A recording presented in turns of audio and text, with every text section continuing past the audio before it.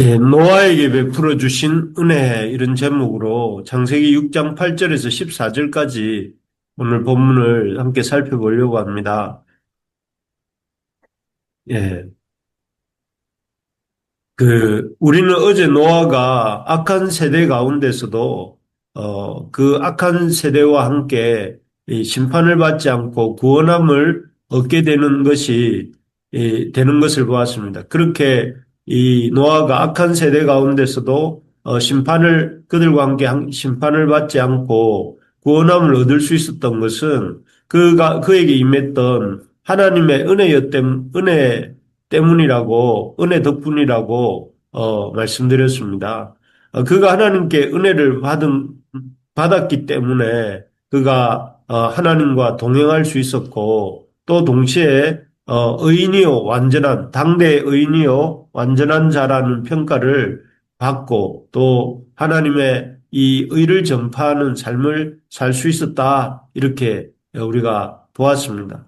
참으로 우리도 이렇게 노아처럼 하나님의 은혜를 입은 자가 되기를 소망합니다. 그래서 하나님과 동행하며 당대 의인이요 완전한 자요 또 하나님 이 악한 세상에서 하나님 나라를 전파하는 우리 이 시대에 노아 같은 사람들이 다 되릴 수 있기를 소망합니다. 그래서 우리의 삶을 통해서 세상을 향한 하나님의 말씀을 전하고 살리는 그런, 우리 모두가 되기를, 소망합니다.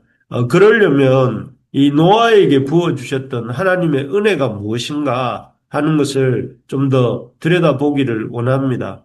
하나님께서는 노아에게 어떤 특별한 은혜를 부어주셨길래 그 악한 세상에서 휩쓸리지 않는 삶을 살 수 있었던 것일까요?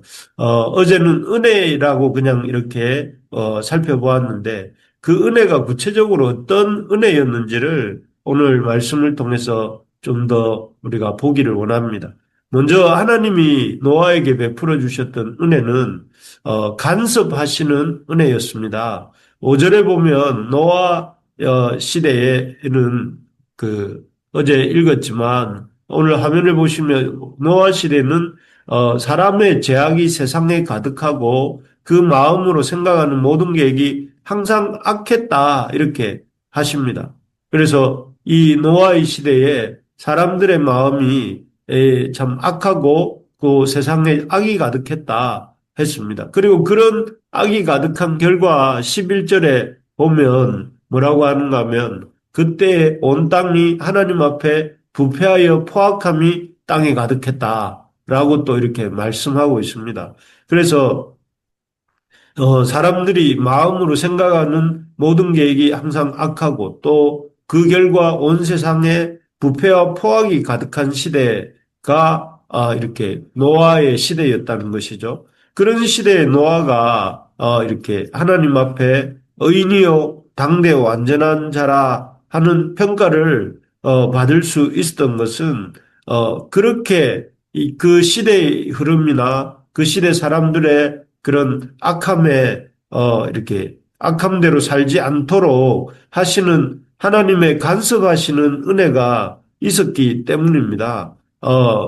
사실 노아도 그 시대의 사람들과 다를 바 없이 악한 마음을 가지고 악한 계획을 하면서 육체의 포악을 드러낼 수 있는 그런 사람이었을 것입니다. 하지만 하나님께서는 노아가 그렇게 악한 마음과 생각을 가지고 그 아주 포악한 삶을 살도록 내버려 두지 않으시고 간섭하셨다는 것입니다. 그 결과 노아는, 참 악한 마음으로 악한 삶을 계획하지 않고 살 수 있었던 것입니다. 그렇습니다. 우리가 우리 생각대로, 살지 않도록 간섭하시는 것, 우리의 마음의 악함대로 또 우리 시대의 풍습대로 이렇게 악한 세대의 모습대로 살지 않도록 간섭하시고 도우시는 것이 하나님의 은혜입니다. 그래서 참 이 말씀을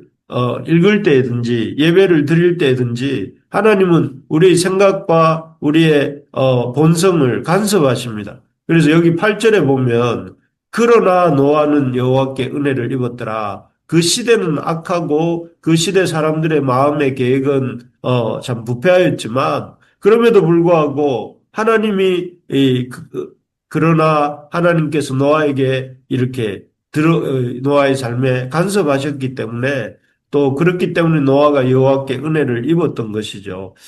그래서 우리가 하나님이 이 노아에게 간섭하심으로 그 시대의 풍습과 악함대로 가지 않게 하셨을 때 노아가 그렇게 순종했던 것처럼 우리가 이 말씀을 읽을 때나 또 말씀을 볼 때에 하나님이 그 말씀을 통하여서 가지 말고 또 멈추라 하시면 멈추고 또 하나님이 가라 하시면 가고 하나님이 서로 사랑하라 하시면 사랑하고 이 하나님이 우리에게 일러주시는 대로 또 하나님 우리의 삶에 개입하시는 대로 또 하나님 우리에게 간섭하시는 대로 그렇게 우리 생각이나 계획을 내려놓고 세상의 기준이 아니라 하나님의 말씀으로 영향을 받을 때에 그 사람은 하나님의 은혜를 덧입게 되는 것입니다. 그래서 바라는 것은 우리 부르심의 가족들, 특별히 우리 새벽마다 기도하는 우리들이 이렇게 간섭하시는 또 우리의 삶에 개입하시는 또 우리의 삶을 참 돌아보시는 그 하나님의 간섭하심과 돌아보심에 대해서 늘 기쁘게 반응하는 저와 우리 모두가 되기를 간절히 기도합니다. 두 번째로 하나님이 노아에게 베풀어 주셨던 은혜는 간섭하시는 내버려 두지 않고 이렇게 개입하시는 은혜였다면 두 번째로는 더불어 이렇게 단을 쌓고 예배를 드리는 그 예배를 받으시는 은혜였습니다. 8장 20절에 보면 이 노아 홍수가 끝난 후의 모습이 나오는데요. 노아 홍수가 끝난 후에 방주에서 나온 노아가 가장 먼저 한 일이 나옵니다. 거기에 보면 여호와께 노아가 제단을 쌓고 모든 정결한 짐승과 새 중에서 제물을 취하여 번제로 하나님 앞에 드렸다 이렇게 되어 있습니다. 이를 볼 때 홍수 이전부터 노아는 하나님 앞에 모든 정결한 짐승으로 하나님 앞에 제사를 드리는 일에 익숙했던 그런 것을 삶의 원칙으로 삼았던 사람인 것을 우리가 짐작하게 됩니다. 노아 홍수 심판이 임하게 된 가장 기원이 되는 사건이 무엇인지 아시죠? 그것은 우리가 본 것처럼 가인이 자기 방식대로 하나님 앞에 제사를 드린 일입니다. 그래서 가인이 자기 방식대로 드린 제사가 하나님께 받아들여지지 않자 한 일이 무엇입니까? 가인은 자신을 돌아보기는커녕 왜 하나님이 나의 제사를 받지 않으셨나 하는 것을 생각하지 않고 오히려 하나님이 받으신 이 아벨을 질투하면서 그 아벨을 이렇게 죽입니다. 그리고 그렇게 자기 고집대로 자기 방식을 고집하면서 아벨을 죽인 가인의 후손 가운데서 라멕이라고 하는 사람이 나오죠. 그는 자신의 작은 상처를 인해서 어린 소년을 죽이고는 그것을 가지고 노래를 부를 정도로 잔인하고 무정한 사람이었습니다. 그리고 그 라멕 이후에 하나님의 아들들마저 사람의 딸들의 아름다움을 보고 거기에 빠져서 세상의 빛과 소금으로서의 그들의 정체성을 잃어버리게 됩니다. 그래서 자신을 눈에 보기 좋은 대로 배우자를 취하여서 그 세상 정욕대로 살다가 하나님이 주신 길을 잃어버리고 말지요. 이런 상황 속에서 노아는 그 하나님이 주신 제사의 방식, 정결한 짐승으로 제물을 삼고 단을 쌓아서 하나님께 제사 드리는 피 흘림과 대속의 원리에 기초한 제사를 드리는 일을 잃어버리지 않고 유지하고 있었다 하는 것입니다. 그래서 이 홍수가 끝난 이후에도 가장 먼저 한 일이 단을 쌓고 정결한 짐승 중에서 이렇게 이 짐승 중에서 희생 제물을 삼아서 하나님 앞에 이 대속의 제사를 드렸던 것이죠. 이러한 하나님이 정해주신 그 제물과 정해주신 방식대로 하나님께 나아가고 하나님과 교제하는 삶을 살았기 때문에 노아는 하나님의 은혜를 입을 수 있었다 하는 것입니다. 그렇습니다. 하나님께 은혜를 입는다는 것은 하나님이 정해주신 방법을 따라서 하나님과 교제하는 삶을 사는 것입니다. 그래서 하나님이 정해주신 방식을 이렇게 인정하고 그 길을 따라서 날마다 하나님과 교제하는 삶을 사는 것. 그것이 노아가 하나님 앞에 은혜를 입은 이 길이었습니다.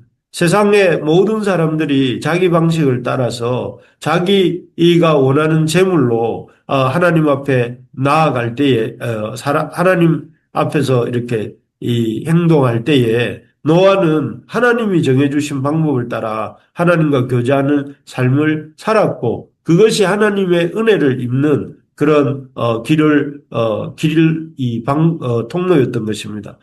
바라는 것은 우리도 하나님이 정해주신 방식, 바로 믿음으로 말씀으로 사는 것이죠. 그리고 하나님이 정해주신 길이 무엇입니까? 바로 예수님을 그리스도로 삼고 우리가 사는 것입니다. 그리고 그 가운데 우리의 삶의 방식이 무엇이 되어야 되냐면 하나님 나라의 복음을 전파하는 삶을 사는 것. 그렇게 살 때에 하나님의 은혜를 입고 하나님의 이 특별한 역사를 경험하게 된다는 것입니다. 우리 부르심의 가족들, 특별히 우리 새벽에 나와서 하나님 말씀 듣고 기도하는 우리 성도들의 삶에 늘 이러한 은혜가 있기를 간절히 소망합니다. 그래서 날마다 하나님 앞에 나와서 하나님이 정해주신 말씀으로 하나님 앞에 기도할 때에 그 하나님의 특별한 은혜를 입고 시대를 거슬러 갈 수 있는 우리 모두가 되기를 소망합니다.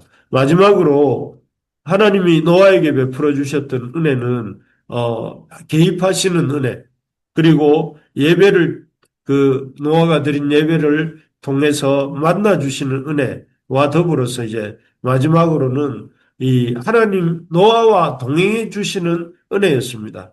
9절을 제가 한번 읽겠습니다. 이것이 노아의 족본이라 노아는 의인이요 당대의 완전한 자라 이렇게 그는 하나님과 동행하였으며 이렇게 되어 있습니다. 여기에 보면 노아는 하나님과 동행하는 삶을 살고자 했습니다. 그런데 참 이 노아가 하나님의 은혜를 입은 자로서 하나님과 동행하는 삶을 살고자 하였는데 그런 노아의 그런 하나님과 동행하는 삶을 살고자 하는 그런 노아의 마음을 하나님이 실제로 받아주십니다. 그래서 이후에 이어지는 노아 홍수의 어떤 이 모든 과정, 예를 들면 방주를 제작하는 과정이나 또 짐승들을 방주에 태우는 과정이나 그리고 본격적으로 홍수가 시작되어서 그 홍수로 인해서 온 세상이 물에 덮이고 또 창이라는 그런 과정에서도 하나님은 놀랍게도 노아와 철저하게 함께 하시고 또 동행하십니다. 그리고 역사하십니다. 이렇게 하나님은 노아가 하나님과 동행하는 삶을 살고자 할 때에 노아와 함께 동행해 주시는 그런 하나님이셨습니다. 그래서 이러한 함께 해주시는 하나님의 은혜 덕분에 노아는 그 홍수로 심판받는 시대 가운데서도 심판이 아니라 구원함을 얻을 수 있었던 것입니다. 그렇습니다. 우리가 참 하나님 앞에 구해야 될 것은 바로 이것입니다. 어떤 것보다도 우리가 하나님이 우리와 함께 해달라고 우리가 하나님 앞에 살고자 할 때에 하나님께서 우리와 함께 해달라고 기도하고 또 소망할 수 있어야 되겠습니다. 그래서 날마다 우리 삶과 우리 가정 또 우리 일터 위에 하나님의 동행하심이 있기를 하나님의 임재하심이 있기를 우리가 구할 수 있기를 소망합니다. 그래서 하나님이 인도해 주시는 나의 삶이 되고 하나님이 동행해 주시는 나의 삶이 되고 하나님이 동행해 주시는 우리 가정이 되고 하나님이 동행해 주시는 우리의 일터 우리의 교회가 되게 해달라고 이 나라와 이 땅이 되게 해달라고 우리가 기도할 수 있기를 소망합니다. 말씀을 맺겠습니다.